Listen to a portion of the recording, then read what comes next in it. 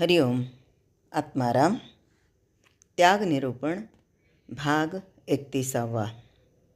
या 31व्या ओवीमध्ये समर्थ म्हणतात, तुझे अढळ पद गेले, तुझ मायेने वेढा लाविले, ते जरी तुझे तुझ दिधले, तरी मज काय देसी. आत्माराम हा गुरु आणि शिष्य यांच्यातला संवाद आहे. बघा, समर्थ आपल्या शिष्याला म्हणतात की तुझं अढळ पद गेलं. मग कशामुळे गेलं? तर तुला मायेने वेढा लावलेला आहे म्हणून. आता हे अढळ पद म्हणजे काय? तर मुक्ती, मोक्ष, परब्रह्माशी ऐक्य साधणं, सायुज्य मुक्ती, तत्वम असी, अयमात्मा ब्रह्म, प्रज्ञानम ब्रह्म, हे जे 4 महावाक्य आहेत त्यातला तो मीच आहे, हे अगदी अद्वैत साधणं, हे खरं अढळ पद आहे. पण ते गेलं. कशामुळे गेलं? कारण जे आमचे 4 देह आहेत ना, किंवा 4 अवस्था म्हणू, या सगळ्यांचा परिणाम पुढे होत असतो. यातला जागृत अवस्था, स्वप्न अवस्था, सुषुप्ती अवस्था आणि तुर्य अवस्था, तसंच हा आमचा स्थूल देह, सूक्ष्म देह, कारण देह आणि महाकारण देह. तर यातला कारण देह हा आहे अज्ञानाचा, आणि म्हणून मग तिथे वासनेच्यामुळे पुढे जन्म जो घ्यावा लागतो तो या अज्ञानामुळे, या कारण देहामुळे. म्हणून ते अढळ पद जातं. कशामुळे? तर मायेने वेढा लावल्यामुळे. पण या ह्याच्यातलं जर पहिलीच ओवी आपण अभ्यासली पुन्हा एकदा मागे जाऊन, तर पहिल्याच ओवीमध्ये समर्थांनी शिष्याला काय सांगितलेलं? जयास लटिका आळ आला, जो माया गौरीपासूनी झाला, झालाची नाही तया अरूपाला, रूप कैचे. म्हणजे जे परब्रह्म आहे ते जन्माला येईल का? नाही. पण मग आता त्याच्यावर लटिका म्हणजे खोटा आळ आलेला आहे. कसा? तर मायागौरीपासूनही झाला. जो स्वतः स्वयंभू आहे, तो ज्याला जन्म नाही, मरण नाही, जो स्वतः कायमस्वरूपी असणारा आहे, अढळ आहे, त्याचा जन्म झाला म्हणजे हा लटका, हा खोटा आळ दिलेला आहे. आणि मग तो कुणामुळे? तर मायेमुळे. आणि म्हणून याच्यामध्ये परत 31व्या याच्यात त्यांनी सांगितलं, तुझं मायेने वेढा लाविले, ते जरी तुझे तुझ दिधले, तरी मज काय देसी.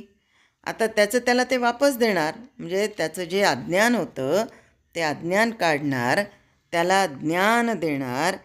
तत्वम असीचं म्हणजे त्याच्यातला जो तू आणि मी वेगळा हा भाव तो काढून टाकणार. आता तो आधीच त्यांनी 29व्या ओवीमध्ये आपल्याला कसं सांगितलेलं होतं? ईश्वरापासून झालासी, तरी तू तयासी चुकलासी, म्हणून हे दुःख भोगीसी, वेगळेपणे उत्कट. इथेच हा शिष्य विसरून गेला की माझी उत्पत्तीच कुणामुळे झाली आहे? तर ईश्वरापासून. आणि मग हे बाकीचं नाही ते माझं म्हणायला लागला. मग 30व्या ओवीमध्ये समर्थांनी शिष्याला ज्ञान दिलं की तुला या सगळ्यांचा त्याग केला गेला पाहिजे. त्यासाठी 30वी ओवी, त्यागीसी सकळ वैभवाला, आणि विश्वाससी माझ्या बोला, तरी मी घालीन रे तुझला, जेथील तेथे. जिथून आणला होता म्हणजे कुठून आणला होता याला?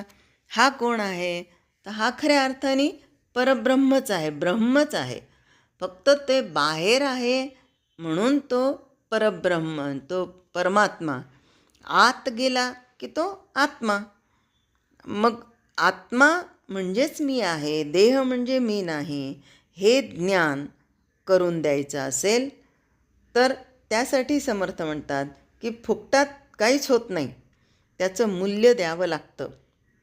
समर्थ विचारतात, तुला अज्ञानानं वेढलं आहे, तुझं अढळपद त्यामुळं गेलं आहे. तुझं अढळपद जर मी मिळवून दिलं तर तू मला काय देशील?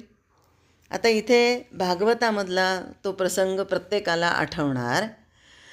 कारण अश्वत्थामाने काय केलं होतं? अगदी रागारुद्र होऊन पांडवांचा शेवटचा अंश, जो की अभिमन्यूची पत्नी उत्तरा हिच्या गर्भामध्ये वाढत होता आणि दुर्योधनाला मुक्ती मिळावी म्हणून त्यांनी जे आधी द्रौपदीचे 5 पुत्र मारले होते, पण त्यातही दुर्योधन शेवटच्या क्षणाला विव्हळला आणि मग कुणी हे कृत्य केलं, त्याला आता मारायचं, पण तो मिळाला हा अश्वत्थामा. त्यावेळी सांगितलं की त्याला सोडून द्या वगैरे, पण त्याचं ती जिद्द होती, तो अहंकार होता आणि मग त्यांनी काय केलं, ब्रह्मास्त्र फेकलं. आता उत्तरा इतके सगळेजण असतानाही भगवंताकडे गेली आणि म्हणाली, भगवंता मला वाचवा वाचवा, पांडवांचा शेवटचा अंश माझ्या गर्भामध्ये वाढतोय, मला माझ्या जीवाची पर्वा नाही आहे, पण जर हा अंश नाही शिल्लक राहिला तर पुढे कुणीच म्हणणार नाही की द्वारकेचा राणा पांडवा घरी, तुम्हालाच कुणीतरी वाईट म्हणू नये म्हणून तुम्ही हे वाचवा. त्यावेळेस भगवंत तिला म्हणतात, मी त्याला वाचवतो, पण तू मला काय देशील? तो जो प्रसंग आहे तो अशाच पद्धतीचा आहे की इथे समर्थ म्हणतात, मी तुझं अज्ञान जर काढलं तर तू मला काय देशील? आता तिथे भगवंतानी काय देशील असं का विचारलं होतं? कारण उत्तरा ही त्यांच्यासाठी परकी स्त्री आणि आपल्या भारतीय संस्कृतीमध्ये परक्या स्त्रीला असा हात लावणं योग्य नाही आहे आणि यांना तर त्या गर्भाचं संरक्षण करायचं होतं, म्हणून त्यांना अंगुष्ठा रूप धारण करून गर्भामध्ये प्रवेश करायचा होता. म्हणून तिची आधी परवानगी घेतली आणि तिचं मातृत्व मागितलं, तू मला मातृत्व प्रदान कर हे जे मागितलं आणि मग त्या गर्भाचं संरक्षण केलं. कारण ब्रह्मास्त्राला जर हात जोडले तर ब्रह्मास्त्र काहीही करू शकत नाही, पण त्या गर्भस्थ शिशूला काय कळणार? म्हणून भगवंतांनी तिच्याकडून ते मातृत्व मागून घेतलं होतं. तसंच इथे समर्थ म्हणतात की तुझं अढळपद गेलं, तुझं मायेनं वेढा लावलं, ते जरी तुझं दिधलं, म्हणजे जे तुझं आहे ते जर मी तुला दिलं तरी मज काय देशी, मग तू मला काय देशील? त्यावेळेस ते सांगतात की ते गरजेचं मागत आहे मी, जे तुझ्या गरजेचं आहे ते तुझ्याजवळ ठेव, जे तुझ्या गरजेचं नाही तेच तू मला दे.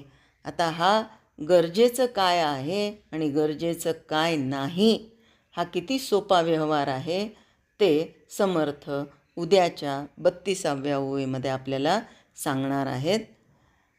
हरिओम. जय जय रघुवीर समर्थ.